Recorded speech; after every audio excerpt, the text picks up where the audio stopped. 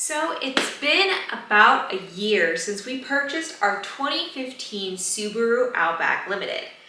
And what's surprising is we have over 120,000 miles on this guy at this point. So I'm going to go through everything that we like and everything that we dislike, and are there benefits with going used even if they're high mileage? Let's get into it.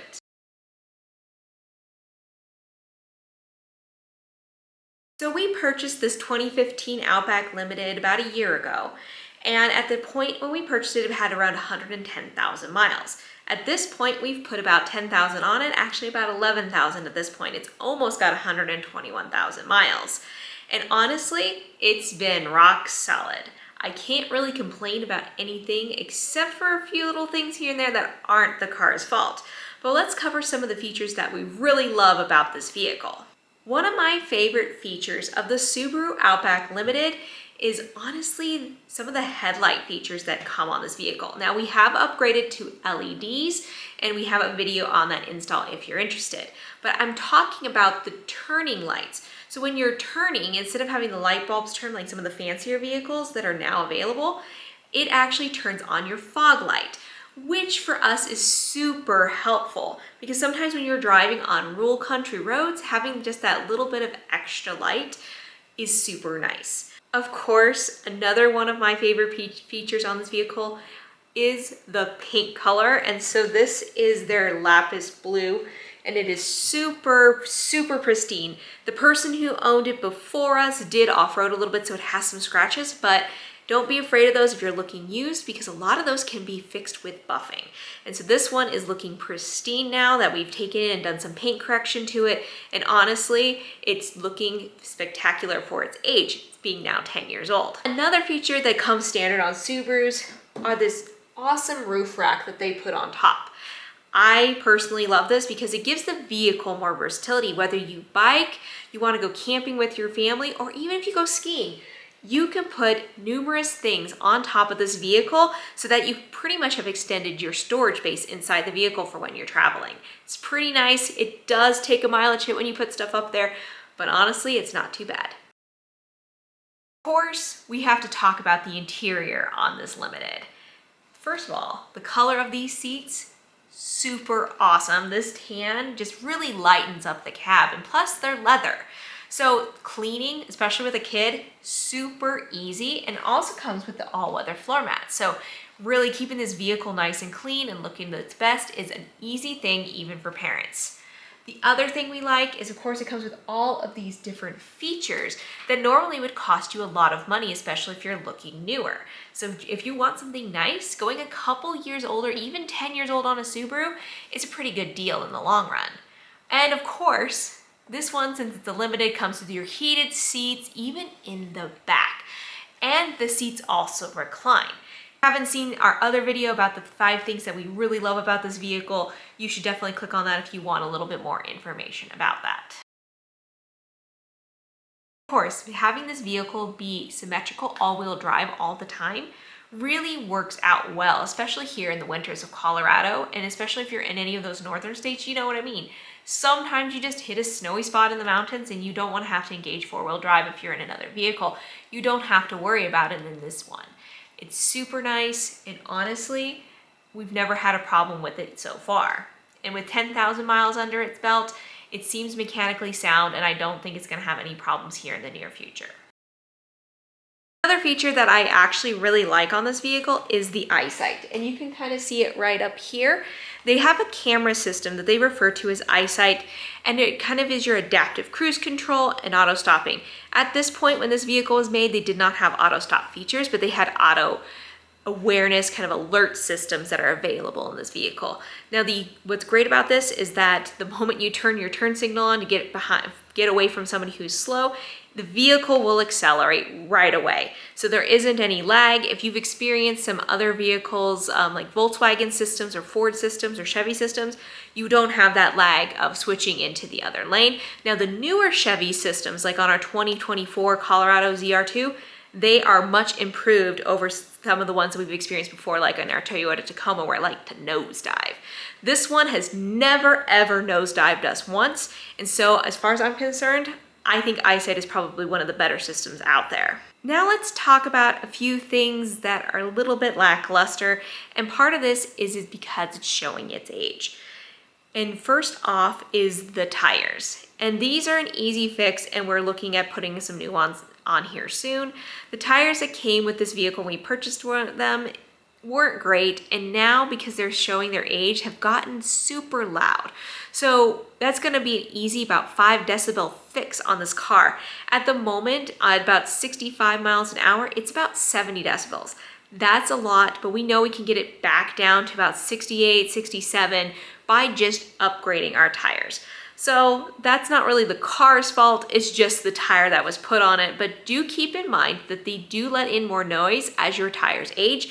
So if your car's seeming a little louder than it normally would be, you might just need to upgrade your tires. The thing I really dislike about this vehicle overall is a feature I actually really like, but it's how slow it is. And that is the power lift gate. So the power lift gate on this vehicle is slow. So you have to really think about it in advance. If you're gonna be getting out, just open the tailgate. By the time you get there, it might be open. And it's probably because it doesn't have heavy duty struts like a lot of the newer cars out there. The other issue that we've had with our power tailgate is it likes to get misaligned. Now this is a quick, easy fix. You just lift up the tailgate all the way, press it down, and it realigns.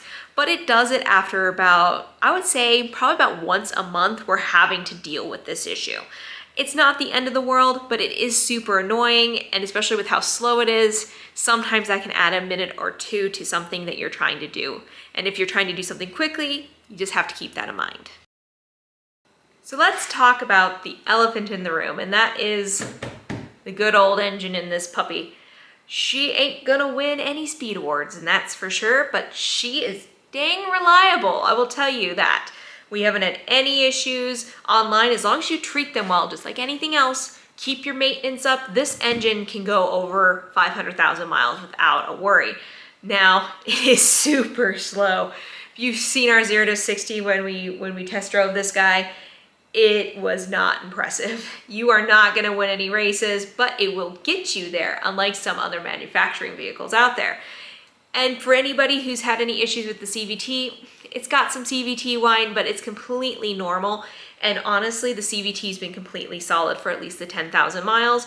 We do have to do the CVT fluid change, but as long as you maintain your CVT, especially in these Outbacks, they seem to go forever. So just keep that in mind. If you're going to go test drive one, listen to the Subaru. I know it sounds weird, but you can tell if they've been abused and if they've been well maintained.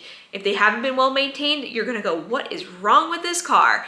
And trust me, we have test driven a few doozies over the years, and this one has perfect maintenance records, and we've continued to keep it at that schedule. And honestly, as long as you treat it well, it's gonna treat you well. May not be the fastest kid on the block, but it's gonna make sure that you get there. Remember, the turtle wins the race, not just the hares. So one of my biggest gripes on this and some of the other vehicles, especially with this one being a limited, is it's not the tires, we've already discussed that, but the TPMS sensor inside, it doesn't tell you which tire is low. And that's just a design software flaw on Subaru's part. And for being a limited, especially when other manufacturers at the time, they were able to display that on the screen. So whenever the sensor goes off, you gotta go through each tire to figure out which one it is. The sensor will turn off once it does reach the correct tire pressure. So keep that in mind. This is just a minor annoyance. It's just it's just not cool, especially with how expensive this vehicle was when it was originally purchased. Annoyance that we do have on this is the infotainment center. Now it's not speed, it's not the way it functions, but it's lacking one functionality that we really have come to like over the years. And honestly, this is just being really first world nitty-picky person. But it doesn't come with Apple CarPlay or Android Auto. You had to wait until 2018 to get that feature. And for something this expensive, considering other models, they did start to come out with that feature during that time frame. So it would have been nice for this one to have it. It just doesn't. We knew it going into this, but just so you're aware, if you're looking for one, you're gonna want 2018 if you're dead set on having Android Auto. It's not a big issue for us. We have a cup holder and things that we can put our cell phone on to use our phone for maps and navigation. This one does have a navigation system, but it hasn't been updated in years. So keep that in mind. It's not that big of an annoyance, but it's there. I guess the main question, with those little minor inconveniences and us having this for over a year, would we be buying this vehicle again? And I can honestly say 100% yes.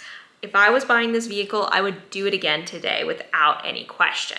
With the impeccable maintenance records, how it drives, and all of the niceties that are included, it's really a no-brainer if you're in the used car market looking for something with versatility, with niceties, and something that's gonna get pretty decent gas mileage overall. We've been averaging it between 30 to 33 because we do a lot of highway, but this has been great and we have no complaints really about it.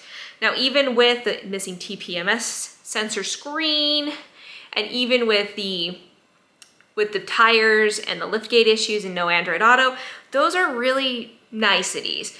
I don't really think that it's a big deal for us, especially since we have the Chevy ZR2 that we usually take on most of our trips. This guy is pretty much a local vehicle that we do take off-road occasionally. It for this 120,000 mile plus review. And we hope that if you are in the market for a Subaru Outback that's in the last generation, don't be afraid of them. Just do your research and make sure to really test drive them and find a good one. We found one here, and honestly, it's gonna keep going for a long time. And we hope to see you out there adventuring on the trail soon, but bye for now.